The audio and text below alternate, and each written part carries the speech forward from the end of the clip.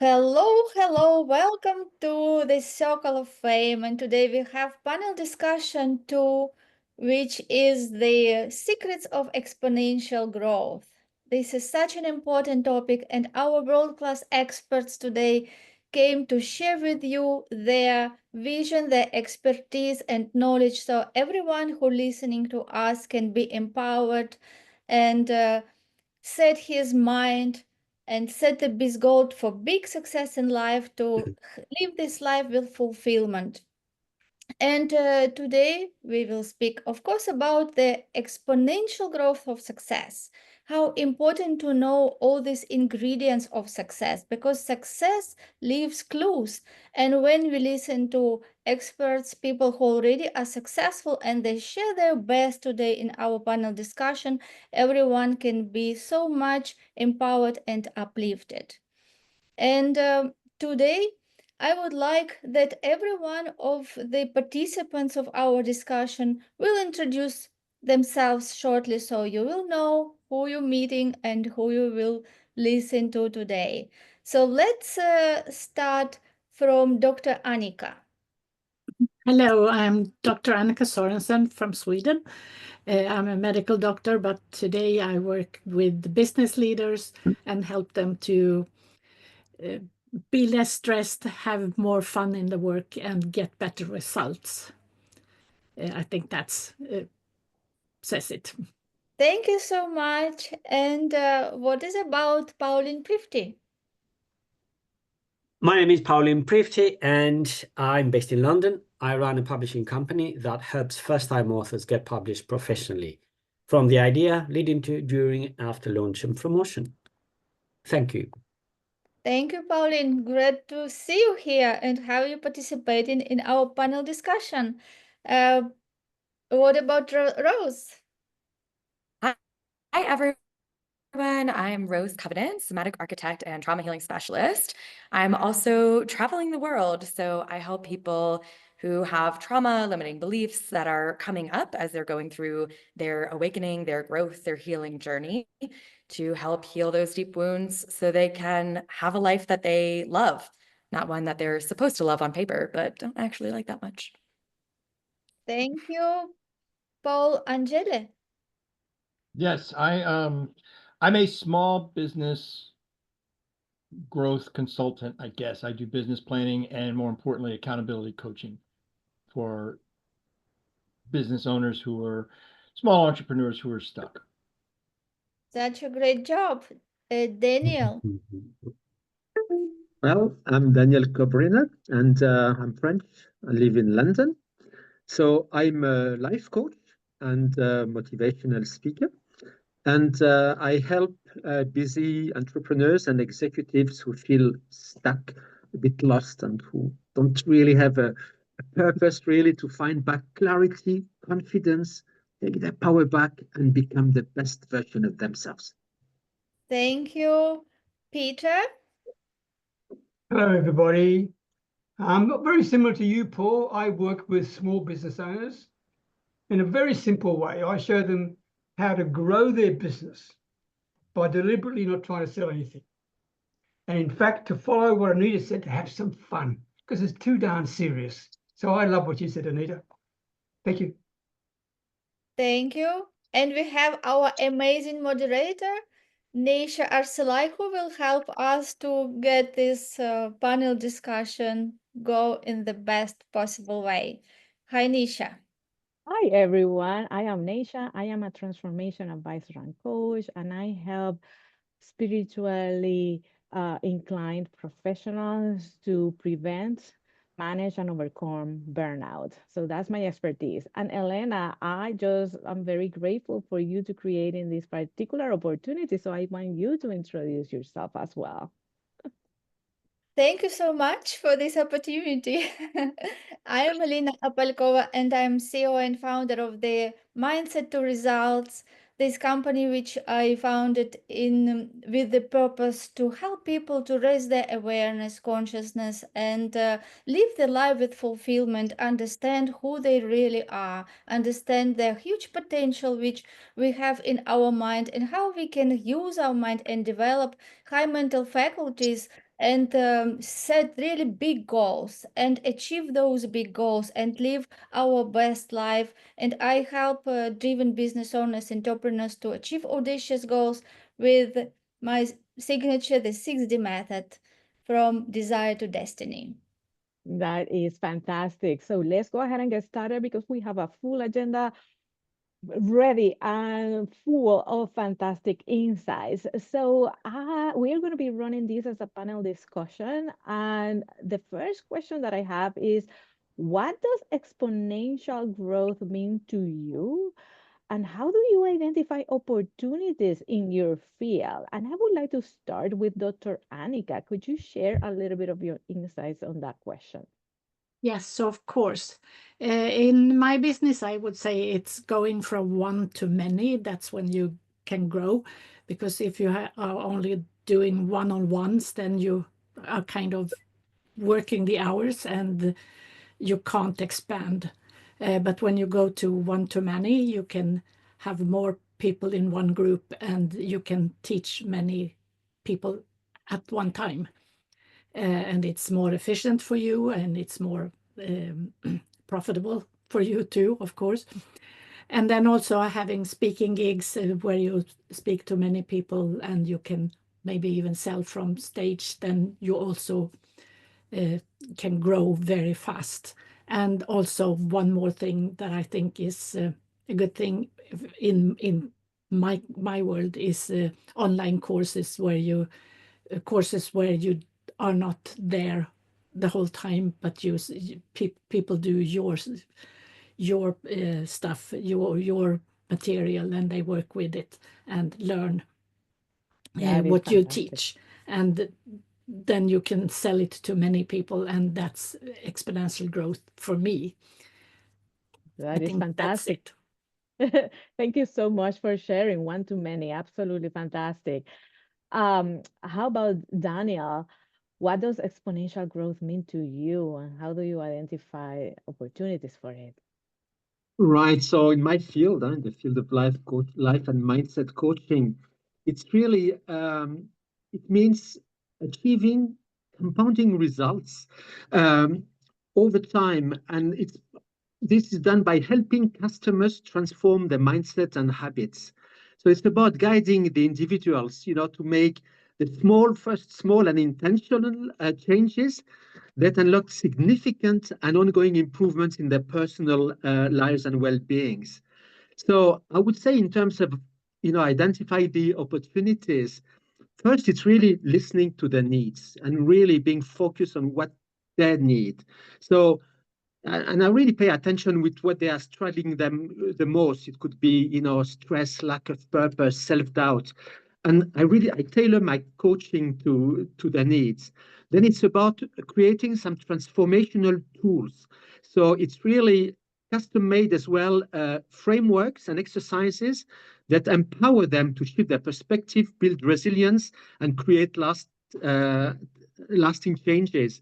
And the last point, it's really about fostering, the accountability and the growth. So I provide, my clients with a supportive environment where they can make progress, they feel safe, they can express themselves, they can reflect on their journey, and they can sustain really big growth. So, in summary, it's about getting clarity, unlocking the potential, and creating ripple effects, which are going to create really transformations with clients. That is fantastic. Thank you for that insight. How about you, Pauline? What does exponential growth mean to you? Exponential growth means working on two directions. One, bringing in new authors. And what I'm talking about is to start with 3 a month, then 5, then 7, and then 10. And by giving them a step-by-step process for writing, editing, and getting the book published. And then, of course, the marketing. And the other direction is book sales. So there's a good number of authors. I have them on royalty-based agreements, and by putting together a step-by-step marketing promotion plan for the long term, then those book sales are going to bring in more income. By combining both new authors, all of them need to go through a publishing mastery package, which is standard, then with the first book, and then with the second and third book, and the fourth book, and so on, there will be more income coming as a result of the sales. So it's combining these two methods. It does deliver a sustainable growth over a long period of time. Thank you so much for that. That is a fantastic insight right there. Let's talk a little bit now about strategies for growth. The next question, I would like to start maybe with Peter. Peter, what innovative strategies have you implemented to drive exponential growth in your business and projects? Strategies are really simple, to be quite frank with you. The marketplace I deal with are usually solopreneurs, small business owners. Maybe there's a partner, maybe there's 3 or 4 VAs with them, but it's relatively small. Their bottom line cash flow would be at a minimum around about 20,000 a month. Okay, and I find that many of these people sort of they're stuck. They know what to do, but they don't know how to. They've forgotten how to do it. They don't know how to go to the next level. So to me, the innovative strategies are keeping things really simple, Nesha. The first thing is most of these small business people either don't have enough people to talk to, so they think, oh, I've got a lead generation problem. Be quite frank, that's not the problem at all, but that's what they think. Secondly, maybe they've got plenty of people to talk to, but they're the wrong ones, right? They've picked the wrong darn niche market. Or thirdly, they've spoken to exactly the right market, but they're not getting any clients. So my innovative strategies address those 3 issues. They're simple, they're to the point, and I try to get the business owner to accept that they have a problem. If they don't accept they've got a problem, I can't help them. If they can accept they've got a problem, then I will show them step by step, as others would mention, step by step, how to go through from where they are now to where they need to be. And that includes things like niche personalization, trust-based conversations. Those 2 key issues are very important, okay? And forget the word referral, I talk about introductions. Referral programs are last century stuff like the know, like, and trust factors we used to hear about. I mean, trust is important, but the know and like business when it comes to marketing your business is rubbish. You need people to introduce you personally. Never look for a referral program. That is truly going to get you into trouble. So I try to create innovative strategies to overcome those 3 issues. Thank you. I love that because we can help that person who doesn't recognize that needs help. So I love that. Daniel, I saw you nodding a little bit to those conversations. So I would love your insights as well. What innovative strategies have you implemented to drive exponential growth? Well, it's really different fold. I mean, in the life coaching business, but one of them is really making the best of the digital platforms we have. For instance, it's about creating engaging online courses, hosting live webinars, or for instance, sharing really high content value on social media in order to attract a broader audience. Then, very important is personalized coaching programs. It's not like one fits all. It's really, designing programs which are, custom made, and they cater for the needs of each of the clients because they have different stages in their journey. The idea is how to support them the best. Another important point is really creating as well communities. I mean, making sure that, these clients, they engage with each other. It can be on platform, can be on Facebook, can be on WhatsApp, that they support each other so that really it's about learning from others. It's about getting energy. It's about being uplifted from others. Another strategy I'm using as well is really trying to get the most feedback I can, because obviously we try things, but it's not always, perhaps, the question is, does it really fit what people want? And sometimes the idea is being open and just said, okay, what would you like? How can I make this differently? How can I improve? What would you like to see? And by doing that, I mean, a lot of feedback is coming and it's helping improving the content. And the last, not least, it's really establishing collaboration, partnerships with other experts, can be in different fields. And I have to say the Circle of Fame is a wonderful example. It's really connecting with like-minded people in different fields, putting our energies together, learning from each other, supporting each other, and you know, and helping others as much as we can. Wow, That is Daniel, your awesome. enthusiasm is infectious. Yes, I was gonna say Thank you. hard I to love it. I love Thank you. Thank you. Well, hard you to know, go against you that are because it's infectious, so fantastic. you know, it's all us together. Oh, fantastic. How about in your case, Pauline? What innovative strategies have you implemented to drive exponential growth? And you did talk a little bit in the previous question about that, Yeah. but any specifics? It's starting with a client generation system based on two methods. One is organic outreach, which I've done most of the time, and the other one is building a sales funnel that can be automated, paid advertising. So that's the first step. The second step is to create three very crucial elements: an online publishing online course, which is a step-by-step process for all the authors to do on their own. And the second one is creating a community of authors to generate feedback. And the third is to make the entire process so easy and in a timely manner that once they publish the first book, they would want to publish with me the second, the third, and so on. So repeat business. And I can't emphasize enough how important that community of authors is, because when you work on one-on-one with people, you get so focused on a particular part of the book or the publishing process that you start to lose sight of impartial feedback. The more time you invest on a book, the more emotionally attached you become to it. You're not the best person to give feedback. For this purpose, you always need a community of other authors who are going through the same process, who know exactly what you, the author, is going through, but they're not as emotionally attached to the book as you are. And in this way, it creates absolutely essential feedback, and it's the first really contact of the book with the outside world. And I can't emphasize it enough how important that is.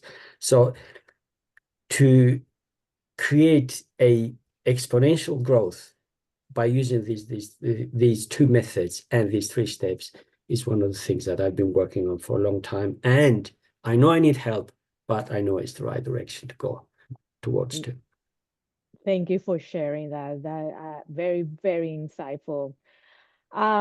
I want to switch gears in the camp of growth. Want to switch gears a little bit. And Pauline, you did talk a little bit about this in your question, the previous question. The particular question now is, how do you identify and leverage opportunities for growth in a competitive landscape? Because what the steps that you described are exactly what you follow, but how do you apply that to this competitive landscape, which is the world of publishing? The world of publishing, particularly in the last 15 to 20 years, since online publishing became part of everyday life, has become way too competitive. However, 95% of all the editors and publishers are there. They don't focus on details. They don't understand that the publishing process is a long process made of so many sub-processes, steps, sub-steps, stages and sub-steps, each requiring a different skill and the time frame to deliver it. So if you miss one, it's going to affect the entire process. So it's focusing on quality. It's focusing on step-by-step processes, and it's focusing on delivering a product, because that's what a book is, a product that is going to stand the test of time. By doing so, both the author is going to get value when it comes to financial, to sales, when it comes to authorship, to the standing amongst their competitors, as well as the reader getting true value. And the third person in this case is going to be the publisher, because apart from getting repeat business for new authors and from new authors, I will get sales as a result in the long term from books being sold. So it's tough out there. When I say it's tough out there, I mean many publishers and authors offer very easy solutions. Tell authors what they want to hear, because of course you will, as an author, it's your creation, your book. You want to hear good things, but this is not where the value is. This is not where the growth is.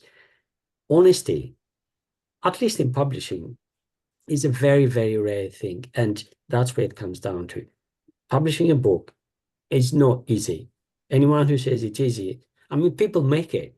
Publishers make it like you can publish in 3 months, you can publish in 6 months. Well, you can, but it's not publishing. It's not publishing hit publish, and this is done.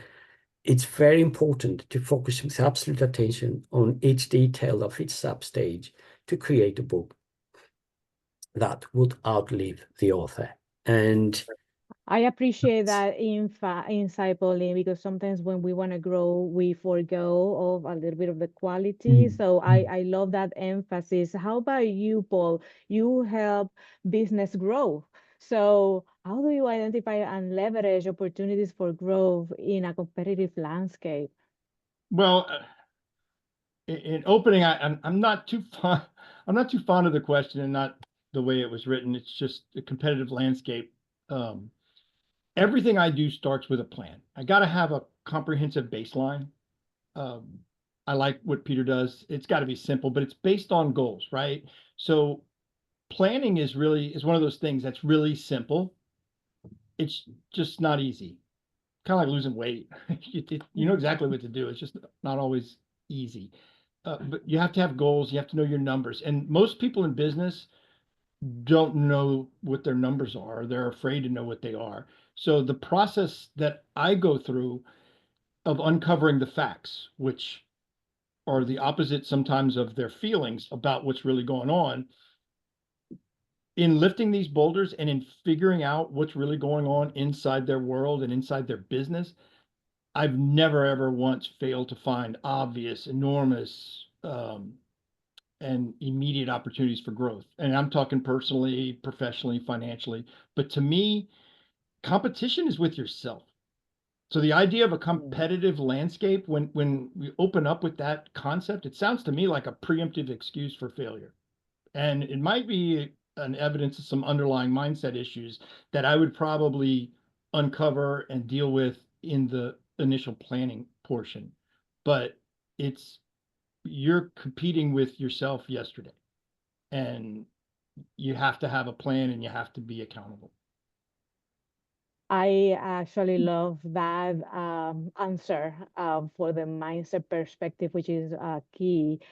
Do you have a particular, Paul, do you have a particular case study or success story that demonstrates a successful outcome from that approach?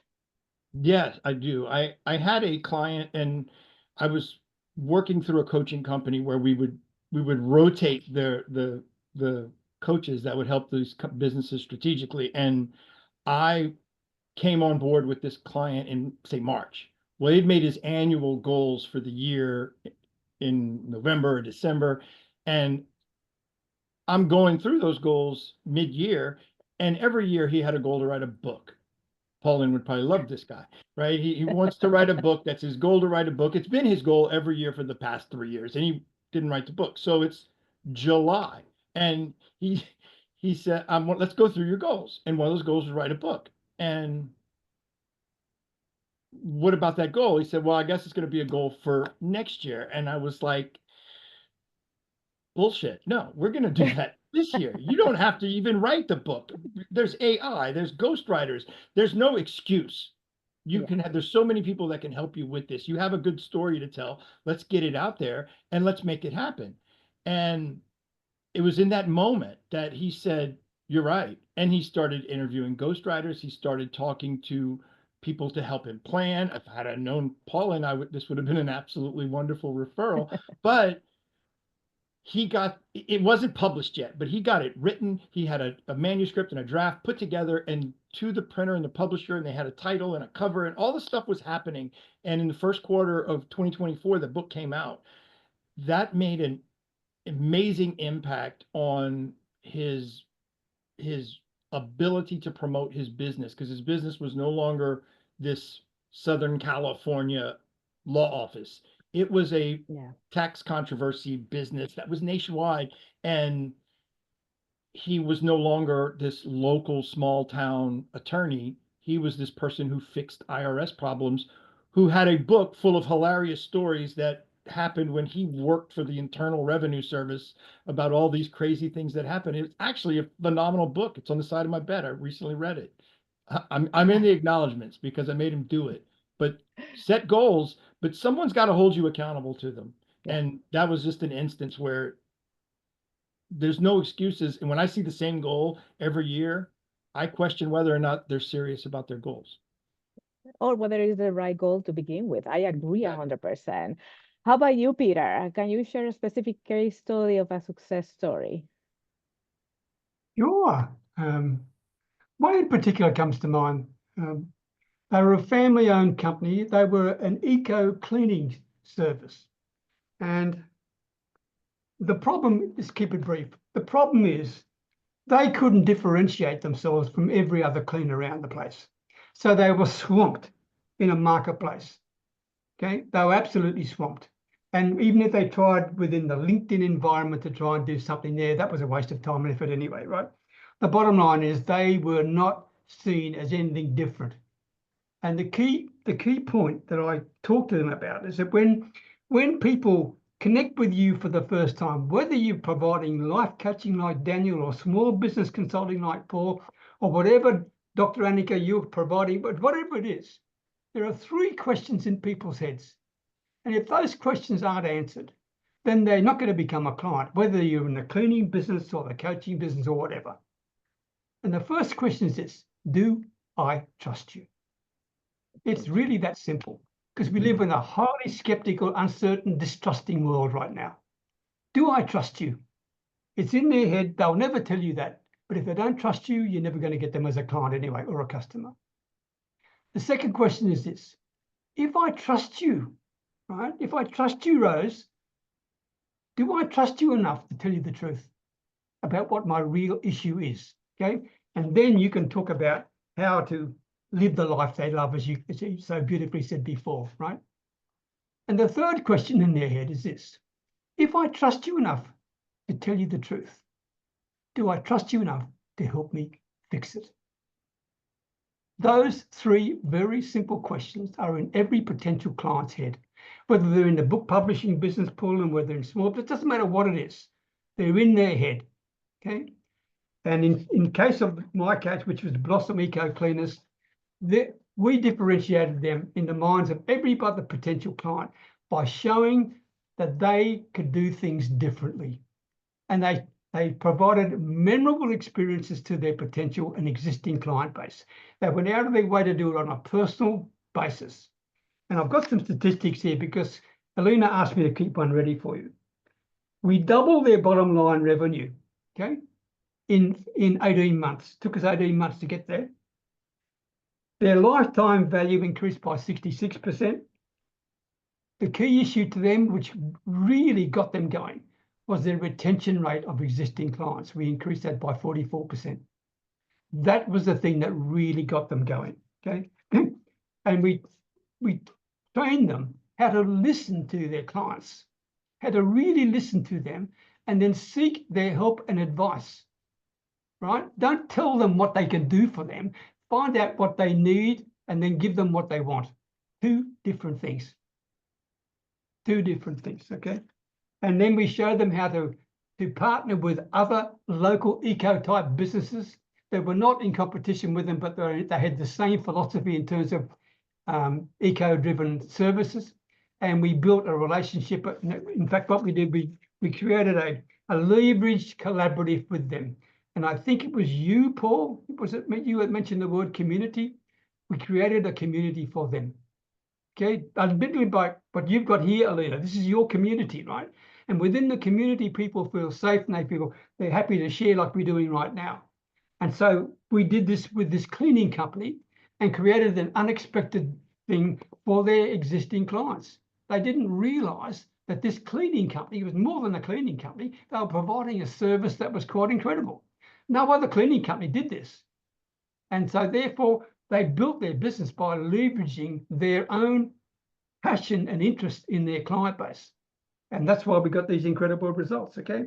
I love those incredible results, Peter, because it not only demonstrates the flow of a structured approach, but it also demonstrates a change in the way you look at things in the day-to-day, which is absolutely key if you want to grow exponentially. You have to release of those limitations. So I want to switch gears a little bit to the mindset that is required and the habits that are required for you to maintain in order to get it done. So Rose, let's start with you. I want to hear from you. What mindsets or habits are essential for leaders and individuals to achieve exponential growth? And we have heard tidbits of it throughout the conversation, but I want your take on it. Yeah, thank you so much for the question. So when we think about mindset, instead of thinking about mindset as this is the end all be all, we have to be like this guardian and policeman of all of our thoughts. I like to think about mindset as the result of everything that's happening underneath. It's a result of all of our experiences, all of our societal conditioning, all of our experiences in childhood, whatever we've learned that has given us the perspective that we have. And if we look at sort of a global level and within ourselves, there's this idea of separateness, which gives us the idea of competition, that there's not enough and that we all have to fight each other in order to get it. And then on the other side of that, there is the idea of oneness and wholeness. And that's where collaboration.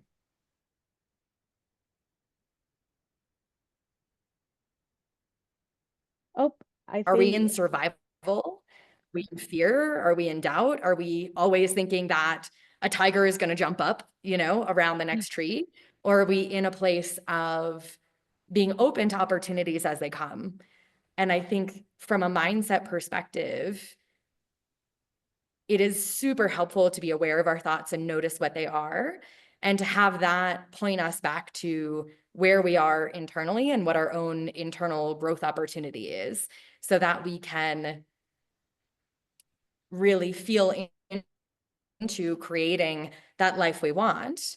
And at some moments, mindset is the most powerful thing. At other times, it's more of a trauma healing. At other times, it's what Daniel does around the life coaching. It's finding the support that you need to expand yourself into that next level, so that you're in the mindset of everything's working out.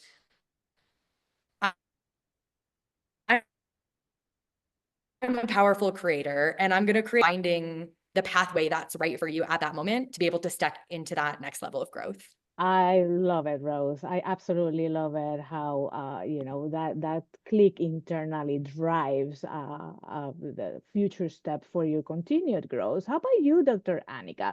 You work with stress and overwhelmed individuals. How what is the mindset that you foster in your patients in order to achieve exponential growth? I would say that mindset is everything. And people think that things that we do are things that we do, and that has nothing to do with mindset. But I would say that everything is mindset, because I decide if I want to do it, and I have to decide that I do want to do it, because if I don't want to do it, nothing is going to happen, because no one is can do anything for me. Yes. And also all the things that we have to do in general in life, like eat and sleep and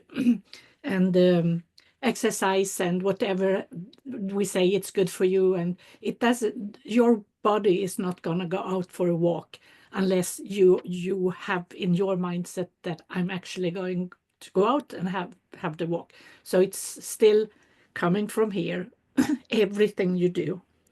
And the same goes for everything that we do in business.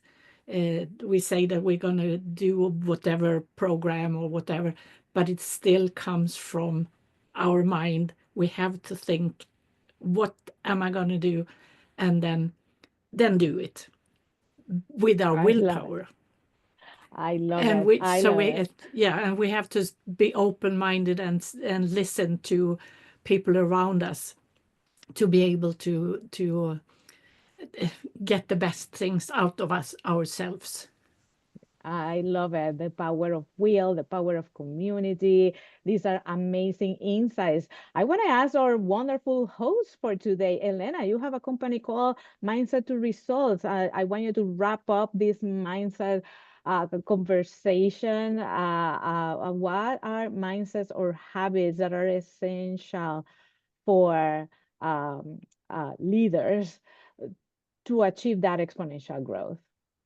Thank you, Neisha. Yes, it is a very good question because we are creatures of habits and most of our Yes. behavior is habitual. That's why we have to understand the importance of creating new habits. And every time when we set the next goal, we have to change the habits. We have to raise that bar for next goal, which will be aligned. And I would like to address 12 habits, which I think very important for me.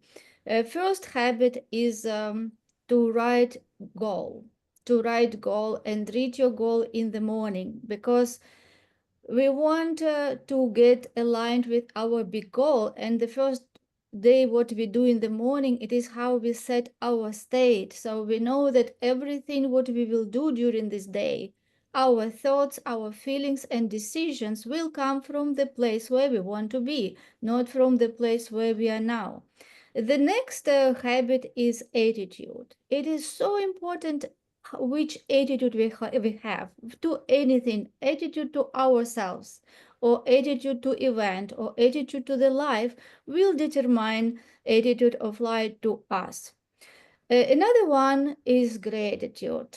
Gratitude is also one thing which we do in the morning, and again, it helps to set us at the right vibration, because when we are grateful, we cannot be scared, we cannot be angry.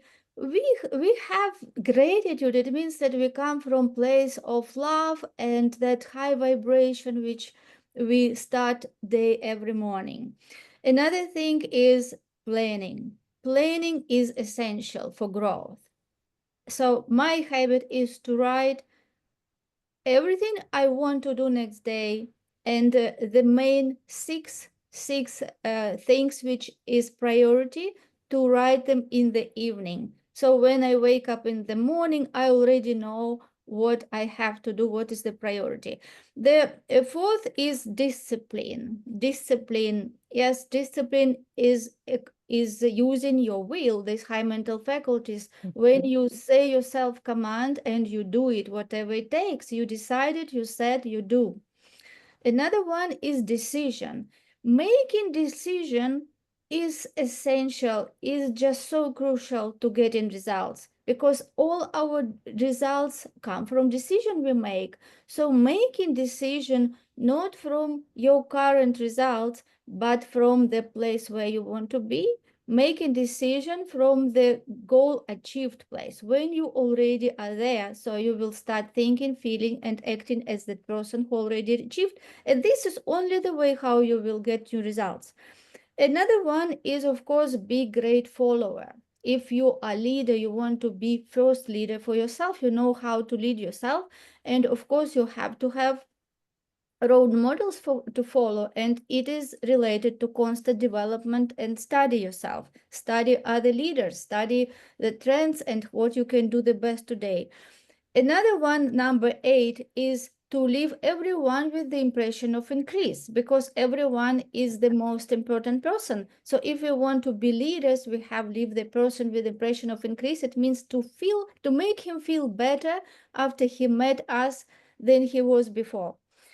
9.1 is read the book. Read the book every day. Doesn't matter if it is 1 page or 2 page, even 1 paragraph, but make this habit to read the book and get to new idea and contemplate how you can use this idea to achieving your goal. The next one that is embrace the challenge. It is so crucial. Embrace the challenge. If you are a leader, you constantly will go out of your comfort zone. Face the challenges and not just face them and go through. Embrace them and see how this challenge help you to learn new lessons, how this challenge helps you to grow. Because if you want to achieve your big goal, the way there is to grow is to go outside of comfort zone and face the challenges, face the failure. Don't be afraid of failure, because failure makes you strong and it makes you win. And the last one is read your goal, write your goal before you go to bed every evening.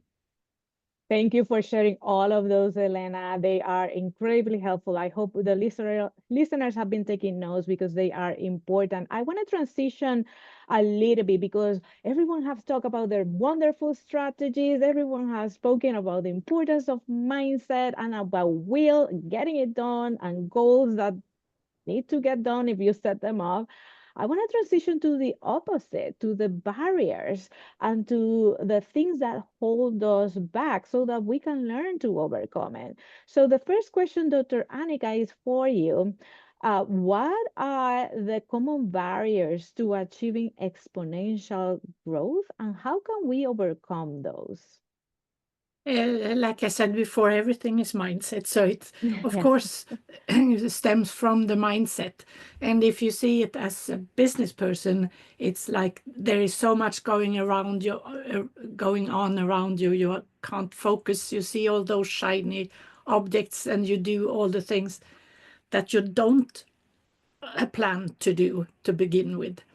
And then you worry about your income, and you take clients that actually those are not the ones you want, but you take them because you feel secure, and then you are stuck in where you are to begin with. You can't expand your business if you keep on taking those clients that you don't even like them or like working with them, and it's still one-on-one. So I mean, it's you're still in treading the wheel, and you need to find ways to stay focused, and you need to care for your energy by taking good care of yourself, and also get accountability partners. You can have a coach, a mentor, friends, mastermind groups, and you can use this like the Pomodoro time management things to help your brain stay focused, because you know that you're gonna know when the break is coming. You don't have to think about that all the time. So there are tons of things you can do to stay there, but you have to do them. Mindset. That's awesome. That is absolutely awesome. How about you, Rose? What are the common barriers to achieving exponential growth, and how can they be overcome? Yeah, in my experience personally and with clients, it's fear. That's Great point. ultimately fear of rejection, fear of failure, fear of success. What if I'm so big and then I get attacked? And for me, mindset will not get you all the way there, because willpower is something that we can use, but we also use it up.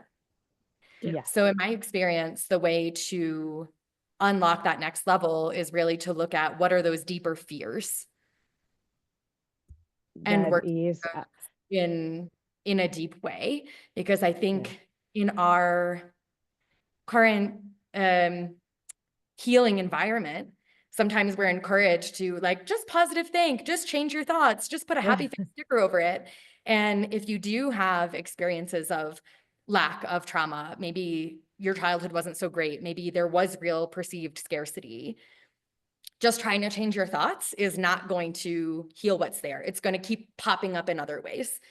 Yep. So to look at what's coming up in mindset, what that's pointing you back towards, and doing whatever deeper work, however you choose to do that, in order to not just change the thought, but change the root, the emotional root of why is that thought coming up in the first place. No problem. That's absolutely fantastic and a great insight of the those barriers which are within us. How about you, Elena? Um, what are in your practice? What are the most common barriers to achieving exponential growth? The biggest barriers are inside of us. Although people tend to think that, oh, this is something that steps me, yes, something from outside.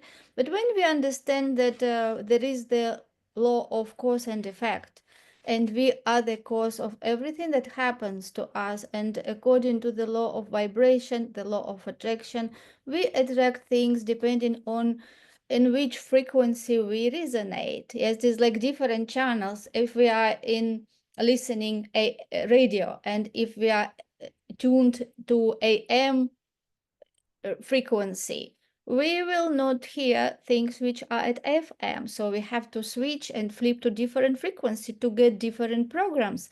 And exactly it happens in our life.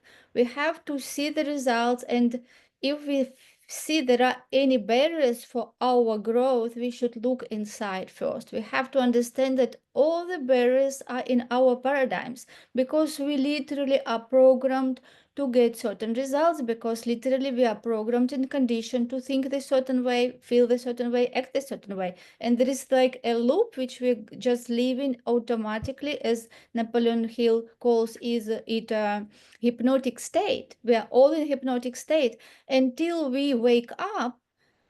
We just continue to do that.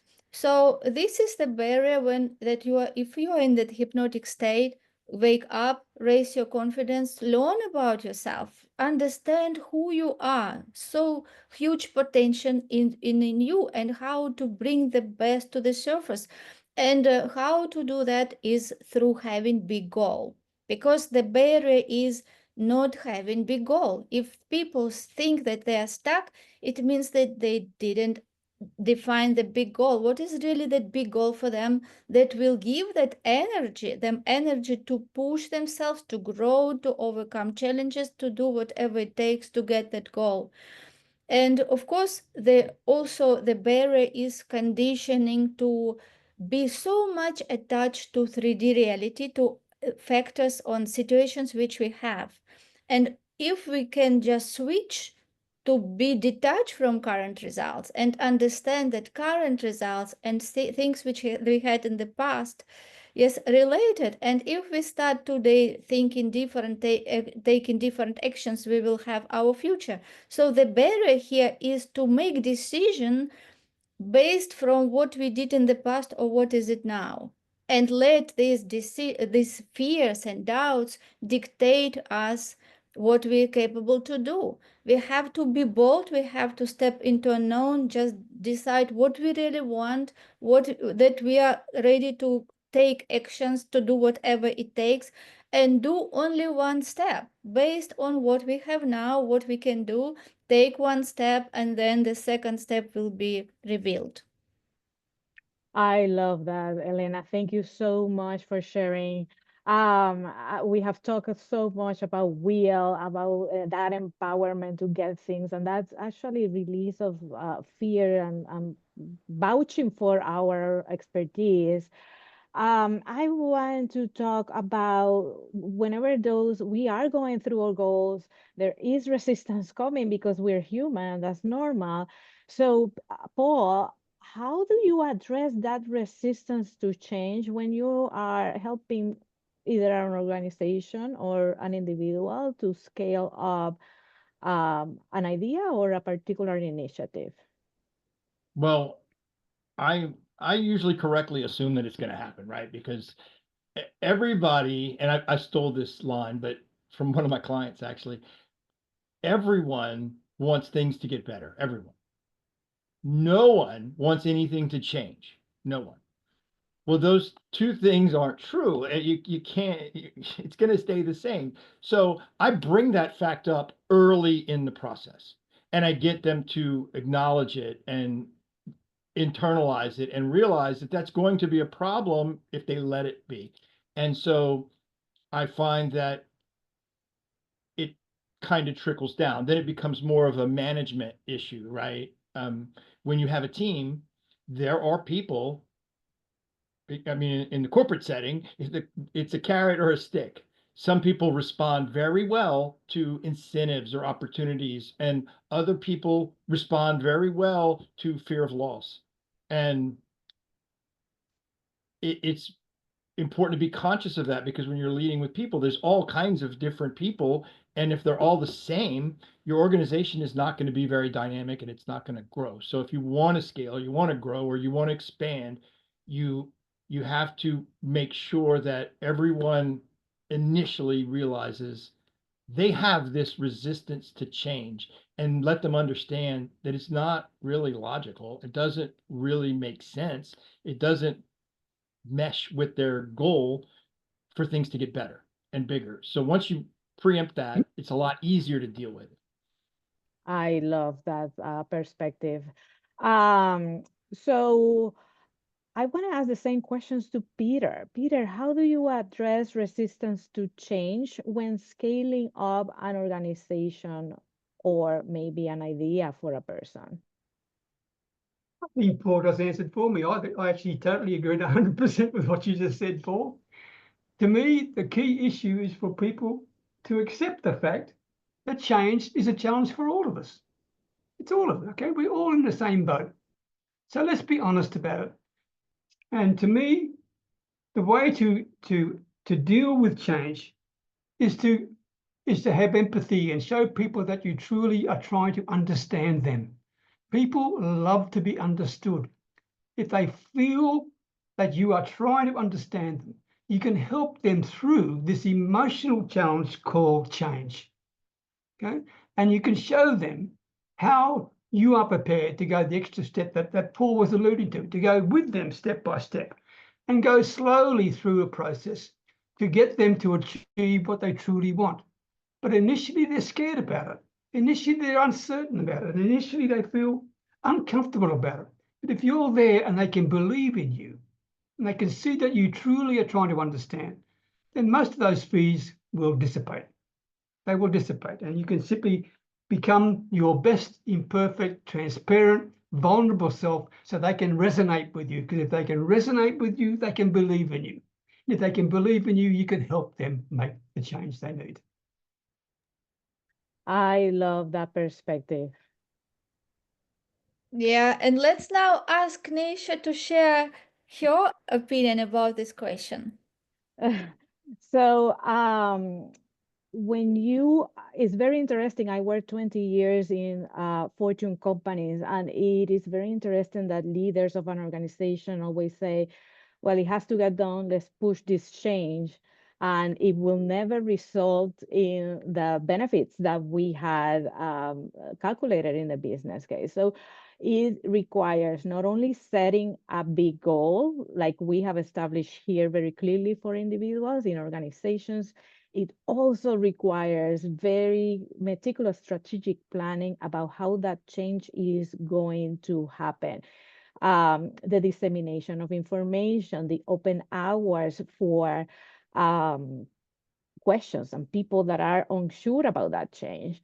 And most importantly, in an organization, how is that change going to impact them positively and potentially negatively? What's the need for them? When we are working with individuals, it's very clear. You want to achieve this, and in order to achieve this, we have to put together this plan. In an organization, we need to feed that information to our teams, our employees. How is it that this change is going to benefit them, benefit the organization, and by benefit the organization, it will also benefit them. So a lot of communication, a lot of open hours for managing that resistance, and a lot of continuous feeding of all the benefits that's going to happen as an organization. So thank you for asking the question, Elena. I appreciate it. So we are going to go through a round of one steps, and I would like to involve everyone here if they are open. I want to start bringing all of the knowledge that we have shared today into very succinctly. What is one practical step individuals or organizations can take today to kickstart their exponential growth? And I would like to start with Dr. Annick. Well, I always, I'm very fond of pen and paper. And I'm fond of, because if you write things down, you can see it and it's still there, and it doesn't pop out of your head because thoughts pop in and out. And if you have it on computer, you can only have one side up at the same time. So what I always help people to do is to write lists on paper, what needs to be done, then organize it in the order that you see it's most practical or needed to be done, or whatever, depends on the subject. And then take the first one, the first thing that you need to do, and put it into small steps, very small chunks. You don't need to do much each day, so to speak. Depends on if it's an organization or a personal person. And then you start taking one step at a time. You don't have to see, you know where you're heading, but you don't have to see every little step that's coming. You can just take one at a time. But have it on paper so that you can remember what you actually said and promised. I love it. How about you, Elena? What is one practical step individuals or organizations can take to kickstart their exponential growth? I think that one step would be to write down during the week all negative thoughts or limiting beliefs that come in the mind. And then you will see that when you analyze that, there are few the same thoughts or ideas which can block your success, which can stop you and dispower you. And create autoresponder. Write the opposite one, which will empower you, and write it down, keep it ready. Every time when you understand and pick up that idea that it is negative, automatically replace it with the empowering thought. And you will, if you create this habit, you will see that those negative thoughts will be weakened, and the empowering thoughts will be stronger. And this is when you change your thoughts, you will change your feelings. And when you change your feelings, you will step into better decisions and better actions, which will propel you to your success. I love that advice. How about you, Rose? One practical step. Yeah, to come back to the present, the easiest way to do that is through reconnecting to our breath. So we all breathe all the time, but most of us are doing it pretty wrong, especially women. We're taught to suck in our gut and kind of breathe just here. And it actually creates a physiologic response that tells us there's a bear who's about to eat us. So my best advice is to take your hands, put them on your low belly, let out the gut, and start breathing from your root. And that will reset your nervous system to be more in the parasympathetic, which is more in the rest and digest, more in the rest and connect, and to just keep coming back to the present and to trust yourself more and more from that space. Amazing. I love it. Thank you so much, Rose. How about you, Paul? What is one practical step individuals or organizations can take to kickstart their exponential growth? Well, I love that Rose said breathe like Paul is basically what I heard. A man bear. It's not a woman. It's exactly how I breathe all the time. I what Dr. Annika said really resonated. I think at the risk of using a sports analogy, set some goals, the little bitty steps, but layups, easy, because success becomes a habit. And if you're a dopamine addict like I am, you want to cross things off your to-do list. You want to accomplish your goals. So when you have these written down small little steps that are leading you toward a big goal, you start to get in the habit of crossing things off your to-do list and successfully completing tasks. And that if those tasks are goals, you are programming your mind with a new habit, and that habit is to successfully complete things. And if you have big goals already, these little goals are programming your mind to succeed, and you're just going to do better with that. So the small goals, the small easy goals, write them down, check them off, and keep doing them. I love that as well. I'm getting a kick of everyone providing their one step. How about you, Pauline? What is one practical step that you would recommend individuals to kickstart their exponential growth? I'd go back to what Paul said earlier. The only person you're competing against is yourself. So it's having the ability to investigate yourself, to see your strengths and weaknesses, to see what those weaknesses really are, and to try to turn them into strengths. It's not easy. You need help for this. So you need ask for help, ask a mentor, a coach to help you in that one, because that's what stands in your way. And being able to understand your strengths and weaknesses is one of the best ways to move forward. I love it. Daniel, your turn. One practical step for individuals to take that kickstart jump to their exponential growth.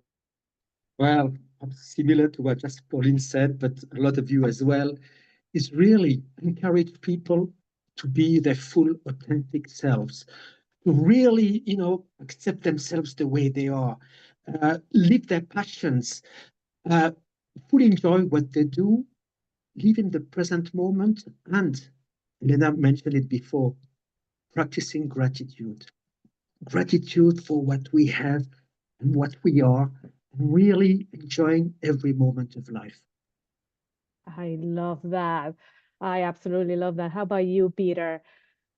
One step to kickstart your exponential growth. We've all alluded to this, Nisha, and that is once you get people to actually admit and own that they have an issue, a challenge, then everyone's heard of the word ROI, right? Return on investment. But the key issue is COI. And that's the message you've got to get to people. Cost of inaction. If you do not take action, nothing's going to happen. It doesn't matter about your mindset. The bottom line is you've got to get off your butt and do something. That's the key issue to me. And the only way to make that happen from a practical perspective is to make sure whatever actions you're talking about, and Elena was talking about goals in the evening, etc., put them on your calendar. If they ain't on your calendar, they're not going to get done. That is fantastic. Great. What is about you, Neisha? What is your one big step? I think my big step combines a little bit of everything that has been said before. We are used to going the hamster wheel. I have to do this, I have to do that, I have to take care of myself, take care of others, take care of work. I recommend people to create space in their calendar to reconnect with themselves. Without reconnecting with yourself, it's going to be impossible because you're always going to be meeting someone else's expectation of success. So that reconnection space is imperative. Yes, amazing. We have so many experts and everyone shared. So we have so many golden nuggets in this panel discussion that everyone who listening can get so much value. Awesome. I am going to have one last question for some of the folks in this panel, and that is, what is your number one piece of advice for sustaining growth long term? Dania, I would love to start with you. Well, what comes to mind right away is always reconnecting with the why. Why do we do things? Why is it important? And yes, issues can happen in life, but when, for instance, for me, it's when it's about helping people, and I know it can be tough, but if I can help one person changing one small area in their lives, this brings joy. And, after this conversation, it's like, wow. So it's really about that. Let's do things with passions because we really want, to empower people. I love it. Thank you so very much. How about you, Paul? You deal with helping businesses growth. How can they make that growth long term? Well, it starts, like I mentioned before, it starts with having awareness and knowing. You need to know your numbers, but you also need to know or have a way to quantify different parts of quality of life. How much time do you spend with your job or your business? How much time do you spend with your spouse or your girlfriend, or hopefully not at the same time? But what do you do? It has to be, you have to know your numbers because you have to be able to measure something, because you can't grow anything if you can't measure it. So if you want to sustainably grow, you have to know what the reality is now. And when you're talking about time frames, I think if you're trying to measure your growth year over year, that's too long of a time frame. I think if you're trying to measure yourself month over month, that's too short of a time frame, because we tend to have, no matter how great of a person we are, we crap the bed once a month every year. We also have another month every year where everything lines up and everything we touch turns to gold. Neither of those months are good months to make drastic changes. But if you see those kind of trends last for a quarter, you know you have a bigger problem and you want to be measuring all these things. So if you're growing a little bit every quarter, even if it's microscopic, as long as you didn't shrink, you will see sustainable wins year after year after year. And that to me is kind of a secret that really falls on knowing what your situation is and knowing what those numbers are. Awesome. How about you, Rose? One step for sustainable growth. For me, sustainability is around cultivating our presence, because if we're not present in our lives, then it doesn't really matter what's happening externally. So for me, the biggest opportunity for us is to keep coming back. And from that place of presence, we'll be able to see what's in our highest growth.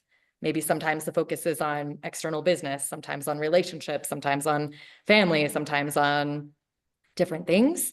So being able to be present and flexible and adjusting ourselves to where we want to grow. Thank you so very much for that. Peter, how about you? What is your number one piece of advice for sustaining growth over the long term? You enter every consultation you have with a potential client as a conversation, not as a sales call. It's a conversation, okay? No expectations, no presumptions, and more important than anything else, no hidden agendas. Wow, I couldn't agree anymore. Dr. Annika, how about you? One piece of advice for sustaining long-term growth. I come back to my writing things down, and I see that making those small steps and writing them down in what you could call a diary. I mean, I'm not talking about writing long stories each day, but maybe the numbers that Paul talked about, all those little things. And if you do that on a constant basis, more or less every day, then you will be able to go back and see what have I done, how much have I grown, where did it go wrong. And so it's some kind of, because you can't remember it in your head, you have to put it down and don't complicate it. A small diary with short notes every day. Thank you so much for that. And our wonderful host today, Elena, what is one piece of advice to sustain long-term growth? My one piece of advice will be embrace the challenges and failure, because Mm, every challenge has also positive in it. According to the law of the opposite, there is the equivalent amount of positive if every negative. So if you go through challenges, and leaders and growth is always will be accompanied with the challenges.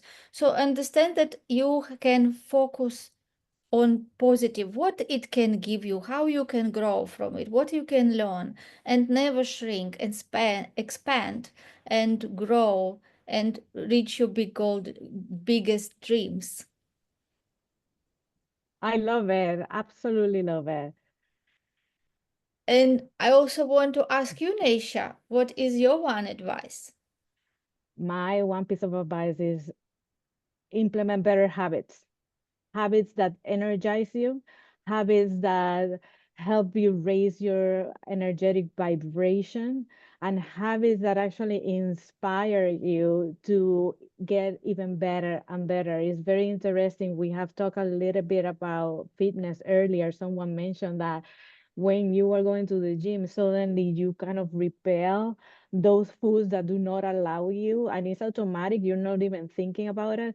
The same happens when you have better habits. When you have better habits, you do no longer want to do things that bring you down. You want to keep going. So, positive habits, and you'll be set for the long run. I just want to thank the wonderful panelists and the wonderful insights that we have had today. We have talked about growth, about set frameworks in order to sustain that change. We talk about keeping it simple, leveraging the one-to-many through the many digital platforms, creating community. We talk about not forgetting about the quality, which is important when you are growing. And the easiest thing that actually falls sometimes through the cracks. So sustaining that quality in order to build trust, we talk about that. We talk about mindset and about the particular practices that will help you set that growth and keep it for the long run. I hope everyone has had as much fun as I had moderating this discussion, and that you have gotten a lot of insights that are going to propel your growth to the next level. Elena, I'll leave it up to you. Thank you, Nisha, so much for being amazing moderator, and I think everyone will join me in this appreciation. Yes, we did amazing episode. I truly enjoyed every second and all what you shared. And thank you so much for being amazing, so empowering leaders, thought leaders, and experts, which we are so happy to have in our circle of fame. And I'm sure that people who listen to you, yes, to these episodes, they can learn so much. And looking forward to see you again in our further episodes. And yes, and now before we wrap this episode up, I would like you to share very quickly, maybe 1 or 2 minutes quickly, what is your takeaway of this panel discussion? What is your feedback? It would be great to just go through this very small, short feedback from you. Yes, Peter.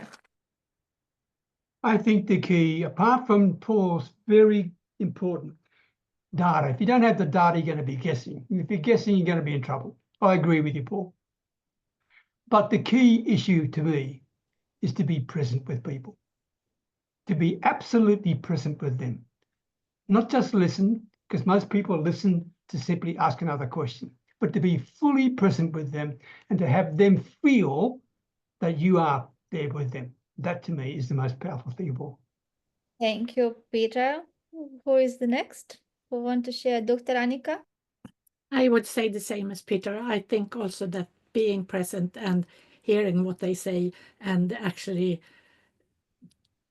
don't be prejudiced about what they are saying, but listen what they want to tell you and work from there. That's when you're going to help people in the best way. Thank you. Good. We see even we are aligned. We pick up the same ideas. Great. Daniel? Well, I have to say, I've got exactly the same point. But you see, what happens is, what I noticed is in our world, although we are all so connected, there's social media, there's everything, but people haven't felt so lonely as they do now. Because social networks, very often it's fake, people try to pretend to be something they are not. So what they really want is to have the feeling to be listened to be understood, and without really generally with a will to genuinely understand them without having a fear to be judged, to be criticized, or to be given unsolicited advice. So when we give this open space to people, and when we are given this space, this is like, wow, we can really be ourselves, we can. And this is when, Peter was talking about trust, about, it's so important. How do you build trust? Because trust you don't get.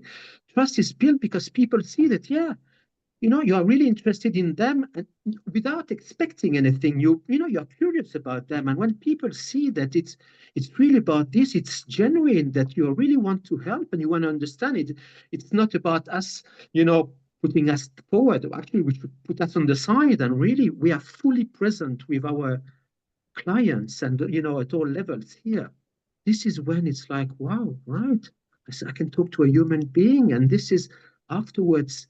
And obviously we have to walk the talk as well. We promise something, we deliver, and then, life is easy. It should be very easy, like business as well. It's not complicated, provided the communication reaches a real deep level. Thank you, Daniel. What about Paul? What is your take? I really appreciate the diversity of thought, and the way we're approaching things is so different. And it's almost like you see this pendulum where we're talking about self-care, and we're talking about personal awareness, and then it kind of comes back to getting things done and being efficient and effective and in a business sense. And then it comes back to, well, you need to be understanding of others, you need to be directing, you need to be managing. It's the flow going back and forth is probably what I appreciate the most. I learn a lot from groups, especially groups like this. This is great. There's a lot of reminders, and there's a lot of opportunities to be reminded and remind others. Thank you for sharing. What's about Rose? Yeah, I appreciate the presence. For me, I'd appreciate more unscripted conversation moving forward. I think we covered a lot of ground, and I think we scratched a lot of surfaces, but it'd be interesting to get deeper with people and their personal experience. Thank you. And Nisha? For me, I am in agreement with Paul. I think it's amazing to hear the different perspectives from everyone's different take on the overall, personal growth theme, but different avenues. For if I was a listener, I would be very blown away by the many things that I can do to attack my biggest challenge in front of me. So I think the value is palpable. The other perspective is the ability to network with each other right here. So it is absolutely fantastic to get this opportunity that you wouldn't get otherwise. Thank you, Nisha. And one more question again, very quickly. We would like to have your feedback about this panel discussion. What you would say for people who have value, who have knowledge, who have expertise, and want really to share it with the world and not here yet? What you would say them, why it would be great to be here? I can start very similar to what I just said. the ability to have the exposure and have everyone contributing to sharing the content and elevating your presence in order, like Dr. Annika said, to be one to many. Sometimes we are so engaged in our lane that it is very difficult to think about that expansion of the message. So that is a fantastic value. It's not only you having exposure participating, but having your message being amplified. Thank you, Neisha. Peter, what about you? Your first time today participating in our panel discussion. What is your experience? Would like to hear from you. I'm a lifelong learner, so I really love today because we all were prepared to share from the bottom of our heart what we really thought. And therefore, it was an atmosphere and a community where there was trust, okay? And almost instant trust. So that's a credit to you, Elena, and to you, Neisha. Well done for creating this environment where people are prepared to share like this. Because to me, trust is everything, not just in business, in life. That's key to me. And if there's no trust, this wouldn't work. So I would be more than happy to promote this opportunity to actually to come and join with you to my network if they are people who are really sincere about wanting to grow what they have right now in a way that they feel comfortable in doing, but more importantly, in a way that they're prepared to be a giver rather than a taker. If they give first, they'll get all they want back. Thank you so much. And what is about Rose? You also first time today at our event. What is your feedback? Yeah, it's a beautiful opportunity to hear from different people with different perspectives. And I think for anyone listening, just being curious about what particularly resonates for you and knowing wherever you are, we all have the tools and ability to create a better, happier, more fulfilled life. And everyone deserves that. So yeah, it was a beautiful opportunity to share. You, Daniel, what is your experience today? Give us your feedback, please. Daniel, you're muted. Unmute yourself. Okay, we see Daniel have some challenges. Dr. Annika, I would like to hear your feedback from today. Yeah, I think discussions like this, you see that the questions can be seen from different angles, so you get answers that are sometimes a little bit different, and you learn that there are different perspectives to anything, and I love to learn more, and that helps me grow. And if I grow, then I can be better for the people around me that I help. So it's a win-win. Thank you. And Paul? Well, for selfish reasons, I learn from everyone I interact with, and people that are interested in a group like this are exactly the kind of people I want to learn from. I've been accused of doing social media wrong. Everybody goes to social media, I think, in an effort to educate everyone else. No one's going there to actually learn anything. No one changes their mind because of interactions there. They're just preaching or they're just teaching. And I'm always listening, and I feel like I'm the only one. But in a group like this, it feels like everybody's listening. It feels like everybody's teaching and learning. And that's what I'm grateful for. Thank you so much. And we have Daniel who is jumping like in the last second. Let's see if he can manage it before we wrap it up. Yes, so thank you. But Yes, Daniel. Oh, you are back. yeah, so Yes, so share please your feedback from today episode. thank you. And so, sorry, I had a technical issue, but really what I want to share is that, I mean, it's so beautiful, being surrounded by very different people from very different backgrounds, but all of them having, the willingness to make an impact, to make changes, to make beautiful changes on the world, things which are above themselves. And this energy is absolutely wonderful. So yes, anybody who is listening to that and who wants to bring other skills, please join this beautiful community, and you will be able to impact the world. Yes, thank you so much, Daniel, and everyone who participated today. It was my pleasure to host and have this wonderful moderator, Nisha Arsulai, today, who helped me. And I'm looking forward to see you in our future panel discussions.